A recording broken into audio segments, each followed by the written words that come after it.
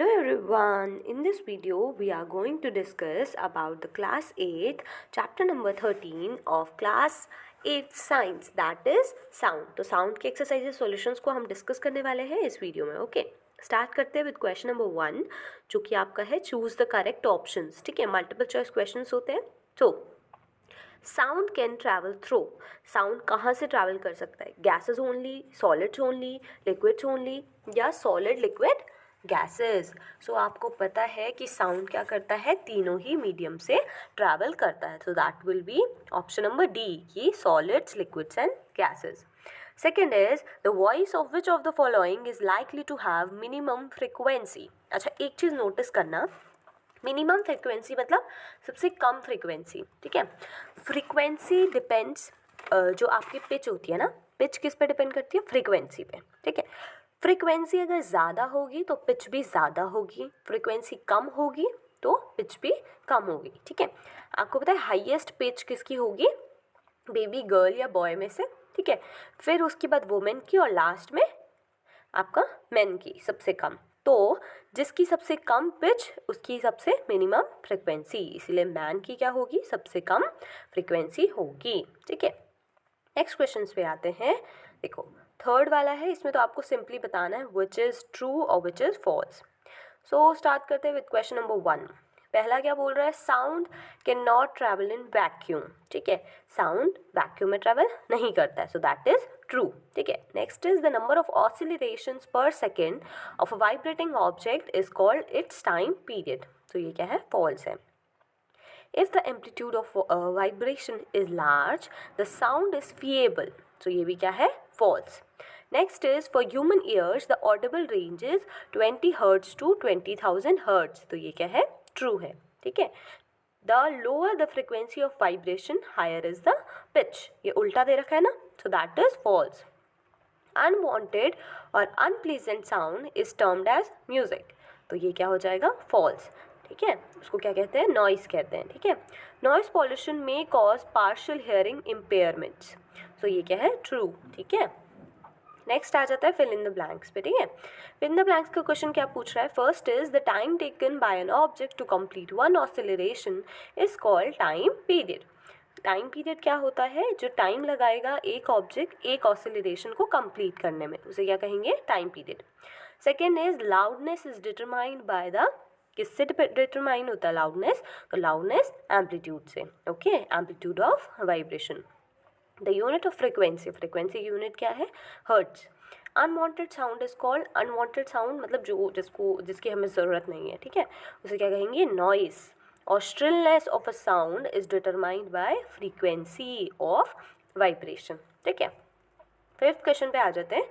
A pendulum oscillates 40 times in 4 seconds. Find the time period and frequency. अच्छा, question से एक बार ढंग से देख लेते हैं और यहाँ पर हम इसको ऊपर सॉल्व करेंगे. ओके, सो देखो हमें दे क्या क्या रखा है, पहले वो देख लेते हैं.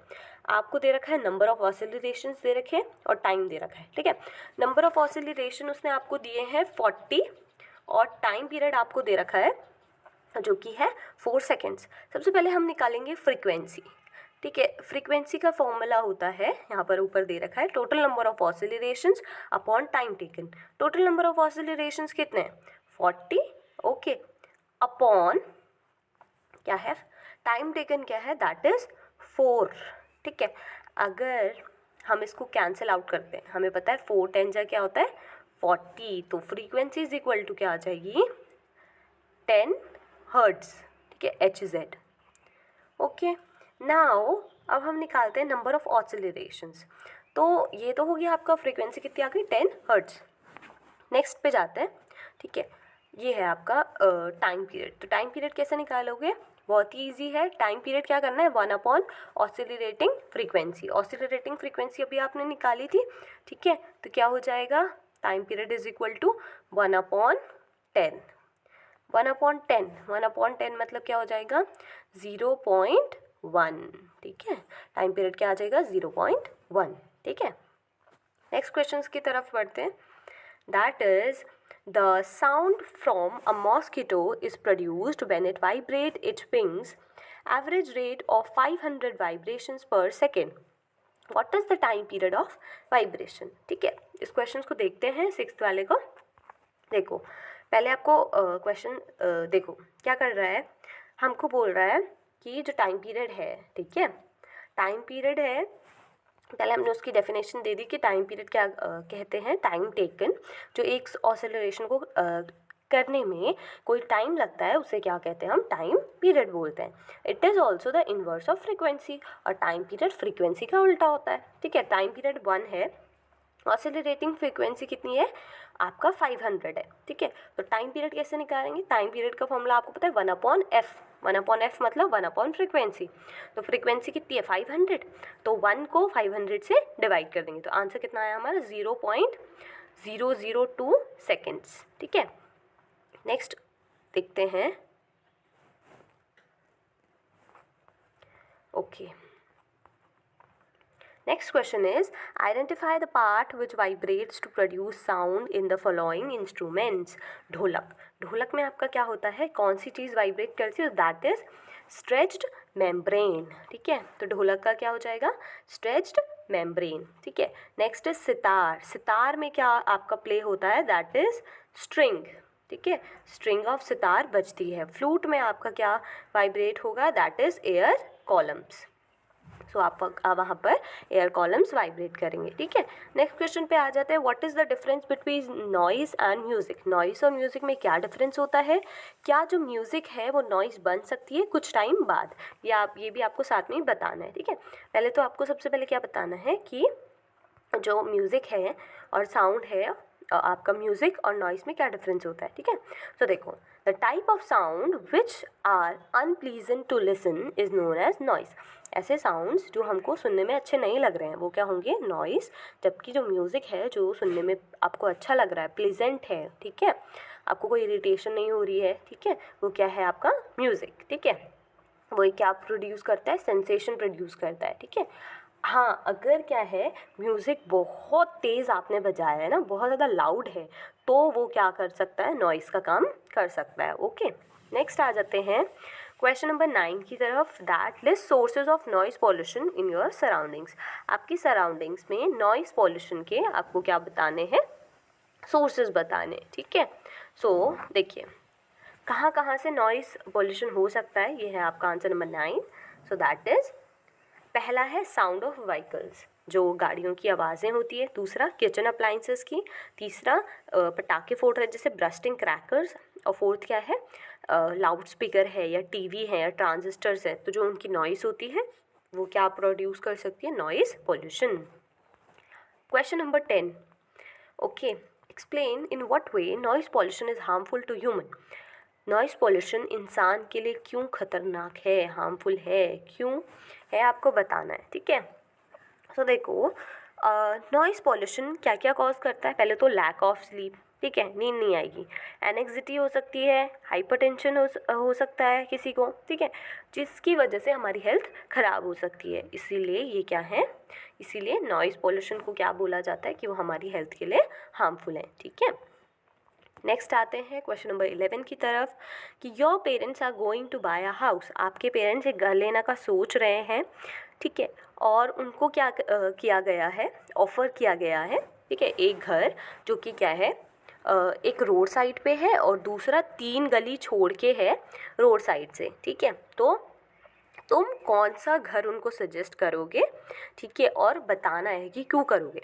ठीक है, तो आंसर देख सकते हैं हम कि कौन सा घर लेना सही है। It is better to buy the house, ठीक है, which is 3 lanes away from the road side. जो घर 3 गली छोड़ के है, कहाँ से, रोड साइड से, ठीक है, रोड के साइड से, क्योंकि आपको पता है, देखो अगर बिल्कुल रोड साइड पे घर होगा तो there will be a lot of noise, काफ़ी ज़्यादा नॉइज़ होगी, जिसकी वजह से अगर हम क्या लेते हैं, रोड साइड से थोड़ा दूर घर लेते हैं तो वहाँ पर नॉइज़ तो होगी बट उतनी ज़्यादा नहीं होगी जितना बिल्कुल रोड साइड पे होगी, है ना। तो जो अगर हम थोड़ा दूर लेते हैं जिसकी वजह से क्या होगा, सोर्स और लिसनर के बीच की डिस्टेंस बढ़ जाएगी, तो जो साउंड है, जो नॉइज़ है बोल सकते हो आप, उसकी इंटेंसिटी भी कम हो जाएगी। तो इसीलिए ये सही है कि आप क्या करो, एक घर लो जो कि 3 lanes अवे है रोड साइड से। ठीक है, क्वेश्चन नंबर 12 देखो, sketch the larynx and explain its function in your own words.